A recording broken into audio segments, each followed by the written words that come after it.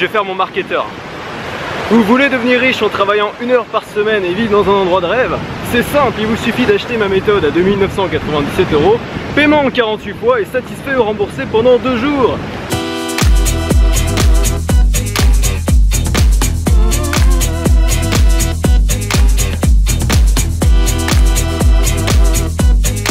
Nouvelle journée qui commence à Galle, au Sri Lanka. J'ai pas trop mal dormi malgré le fait qu'il n'y ait pas de drap. Très belle journée aujourd'hui. Je vais aller visiter le fort, le fameux fort de Galle. Et j'ai petit déjeuner avec un couple de Néo-Zélandais qui sont australiens à la base, qui sont vraiment super sympas. Et je me dis que ça fait vraiment partie des pays que j'aimerais bien visiter. La Nouvelle-Zélande, l'Australie. Ces pays qui sont vachement occidentalisés et qui sont super loin en même temps, ça m'intéresse vraiment de les visiter. Mais ce sera pas dans ce voyage. Alors que moi, ils voyagent avec leur MacBook. Et leur MacBook est dead, aujourd'hui il marche plus. Et je me dis heureusement que ça m'arrive pas à moi, parce que je sais pas ce que je ferais. Je pourrais plus faire de montage, je pourrais plus faire de vidéos. Je pourrais faire le montage avec mon iPhone à la limite, mais ça serait vraiment pas pareil. Et ici, va trouver un Apple Store pour te réparer ton MacBook quoi.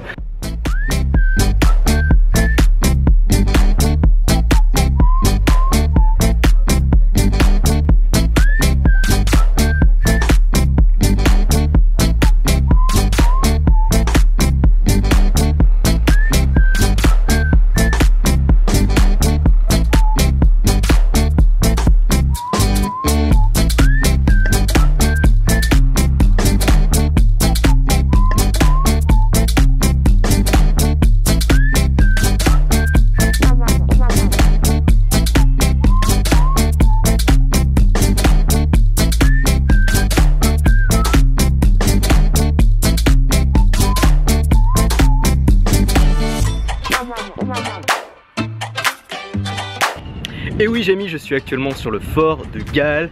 Donc le fort de Galle, c'est une forteresse qui a été construite au cœur de la ville de Galle, au bord de la mer, par les Hollandais il y a quelques siècles. Alors je ne ferai pas plus de constatations historiques parce que vraiment j'y connais pas grand chose.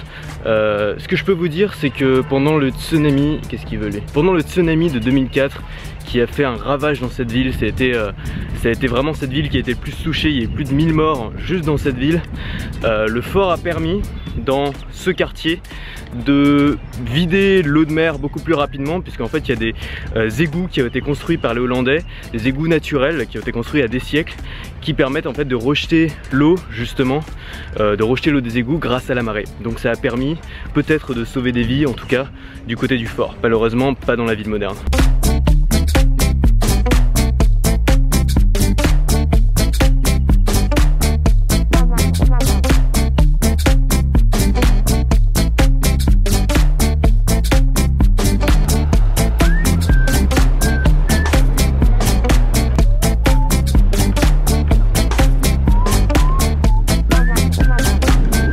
Un guide qui m'a expliqué que le tsunami s'était fracassé ici contre ce truc et qu'il avait failli passer au-dessus. C'est pour vous dire la puissance du truc et la violence de la montée des eaux quoi. Ça a failli passer au-dessus du rempart.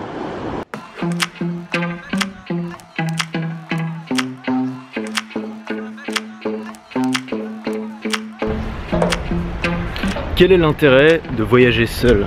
Pour moi l'intérêt il est clair, c'est d'avoir la liberté de pouvoir aller où on veut quand on veut. Pouvoir dès qu'on en a marre changer d'endroit. Dès qu'on a envie de partir, dès qu'on a envie de bouger. Et plus on est nombreux, forcément moins on a liberté, puisque plus il y a de personnes dans la prise de décision. Il y a un autre point positif à voyager seul, c'est le fait de pouvoir rencontrer beaucoup plus facilement des gens, puisqu'il y a d'autres gens qui voyagent seuls. Et ces gens-là ont envie de rencontrer des gens parce qu'on n'a pas envie forcément de rester tout seul tout le temps, de parler à personne.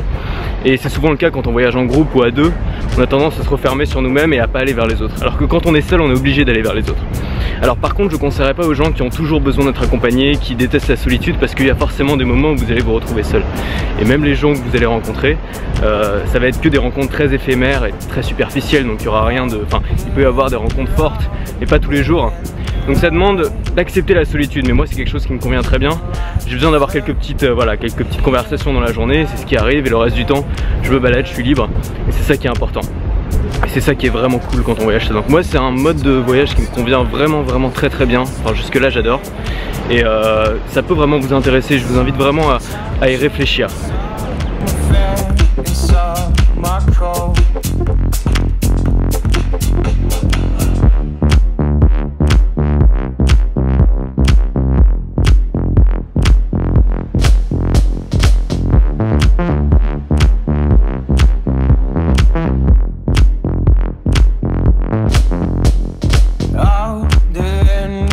Un truc très important quand même pour voyager seul, c'est de pas être timide et de pas se renfermer sur soi-même. Parce que le risque c'est vraiment de déprimer, de se retrouver, enfin voilà, il y a forcément une soirée où vous allez être seul dans votre chambre miteuse, vous allez voir une grosse araignée, vous n'aurez rien à bouffer, vous allez déprimer. Et l'idée c'est toujours être ouvert aux rencontres, toujours aller vers les gens pour pas se sentir seul. On peut être seul sans se sentir seul. Et pour pas se sentir seul, il faut sentir que voilà, il y a des gens qui sont autour de nous, qu'on peut entrer facilement en interaction avec eux. C'est cool aussi d'avoir des gens, enfin moi je sais que j'ai mon audience aussi à Paris qui me suit et qui suit mes aventures et ça me motive aussi à sortir. Bref, il y a plein de moyens de voyager seul sans se sentir seul. Et ça demande un effort.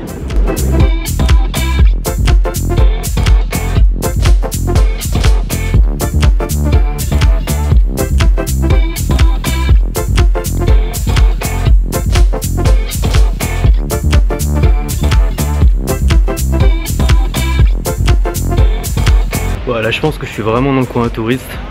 Ça va être la rue la plus propre que j'ai vue depuis que je suis arrivé. Il y a des petites boutiques et tout, et je pense que c'est ici que je vais manger ce midi. Ce sera sûrement plus cher, mais au moins ce sera bon. Thank you. Bon, comme d'habitude, il n'y a pas une minute sans que quelqu'un vous propose quelque chose. Mais on s'y fait finalement, on s'y fait. Ah, joli. Là, rice and curry, ici, doit être pas mal.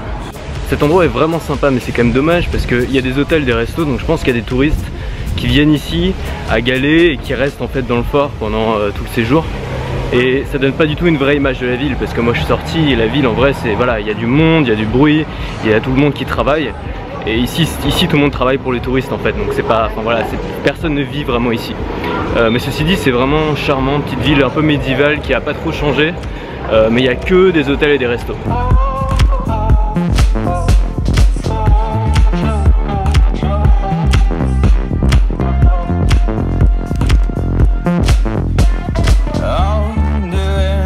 Il y a des charmeurs de serpents un peu partout qui ont un cobra dans un panier qui me proposent de faire une photo. Je pourrais le faire, ça pourrait être rigolo pour le vlog, mais je le ferai pas parce que souvent ils ont aussi un petit singe accroché au truc et ça j'aime pas, tu vois. Moi je préfère voir les singes dans leur milieu naturel, surtout qu'ici il y en a des singes.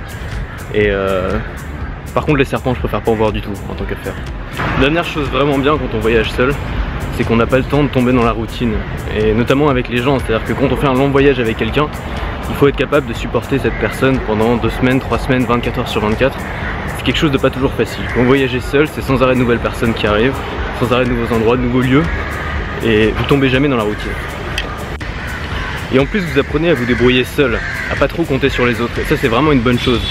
C'est-à-dire que si vous savez vous débrouiller seul, dans n'importe quelle situation, bah, vous saurez vous débrouiller avec d'autres gens, vous saurez vous débrouiller dans tous les cas. Ça c'est très formateur à mon avis de voyager seul, et c'est aussi pour ça que je l'ai fait, pour ce premier vrai gros voyage. C'est parce que je sais que ça allait me challenger, ça allait me forcer à sortir de ma zone de confort.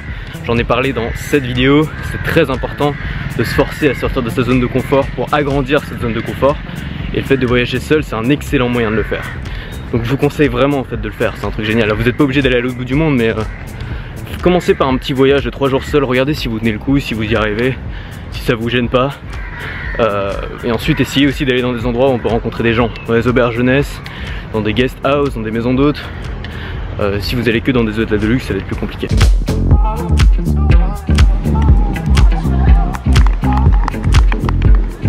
Alors ici il y a énormément de temples bouddhistes. Généralement il y a un Bouddha devant, donc on les reconnaît assez facilement. Il y a aussi des trucs comme ça, en forme de cloche, il y en a un peu partout et j'ai aucune idée de ce que c'est. Donc si vous savez ce que c'est, laissez-le en commentaire, je serais ravi de savoir. Je suis dans un petit resto totalement planqué qui est tenu par une mama et ses filles qui fait des riz-curry comme d'habitude. C'est un mot qui avait pas très faim. Apparemment ils sont assez réputés, il y a des articles de presse et ils font des cours de cuisine. C'était le meilleur riz-curry que j'ai jamais mangé. C'est juste parfait. Du coup j'ai aussi pris un petit sandwich dans le même resto pour ce soir. Ça m'a coûté en tout 700 roupies, l'équivalent de 4,20 €. Du coup j'ai donné 1006 €, ça me fait le repas pour toute la journée, c'était juste délicieux. Question, est-ce que vous pensez qu'on peut survivre pendant 3 semaines en mangeant que du riz curry? Parce que pour moi c'est absolument parfait. Le truc est à la fois vegan, sans gluten, relativement sain et complet. C'est ça que j'adore dans la cuisine d'ici, c'est que contrairement à la cuisine française qui moi me plaît pas trop, on n'a pas besoin de rajouter une tonne de crème, une tonne de beurre et de la viande pour que ce soit bon quoi. Simplement c'est la vraie cuisine, c'est-à-dire qu'on passe du temps à la cuisine, on marie bien les épices et on arrive à faire des plats délicieux que personne ne sait faire en France quoi. Pour moi c'est ça la bonne cuisine, donc j'adore la cuisine d'ici et en plus ici tout le monde connaît le mot végétarien, tout le monde sait, enfin il y a beaucoup de gens qui sont végétariens qui mangent pas de viande et donc c'est très facile de manger végétarien. Les gens comprennent si vous voulez. Et c'est beaucoup plus facile de manger végétarien ici qu'en France. En France, au resto, vous demandez un truc sans viande, le mec vous regarde comme si vous étiez un extrémiste quoi. Ça c'est cool.